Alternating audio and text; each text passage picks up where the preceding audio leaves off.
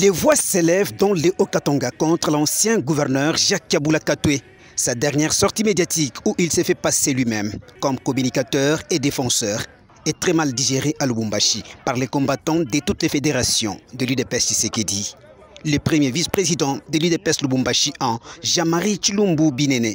Dans la province du Haut-Katanga, nul n'ignore que sous le règne de l'ex-gouverneur Jacques Kaboula, les membres de l'UDPS étaient réduits à la solde d'une politique tyrannique où il n'y avait qu'un seul roi qui se plaisait à débaucher ceux qui étaient appelés au devoir de chanter et insulter les autres pour sa propre gloire.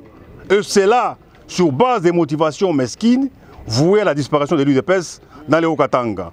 Et c'est au profit de son propre parti politique, constitué seulement de ses camarades sociétaires du PPRD, à qui il a confié tous les postes au sein des institutions provinciales, au détriment des membres de l'UDPS abandonnés à leur triste sort.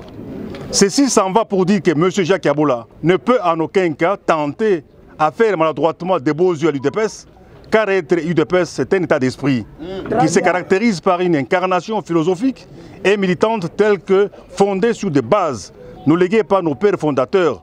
Nous avons cité ici le docteur Etienne Tshisekedi Omolumba, d'heureuse mémoire.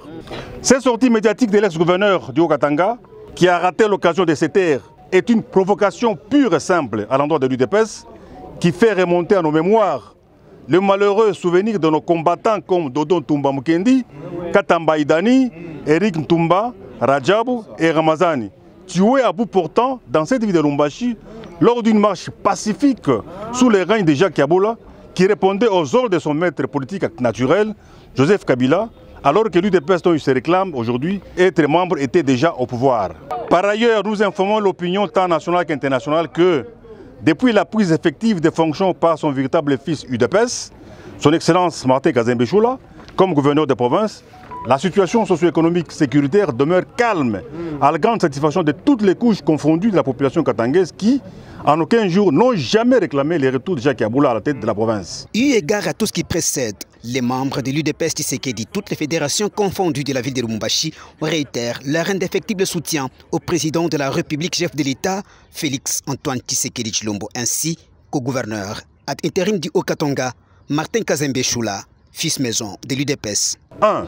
Réitérons notre soutien indéfectible à son Excellence Félix Antoine Tshisekedi Tshilombo, président de la République, chef de l'État, commandant suprême des forces armées congolaises et de la police nationale congolaise, lui qui ne ménage aucun effort pour la paix et le développement intégral de notre pays.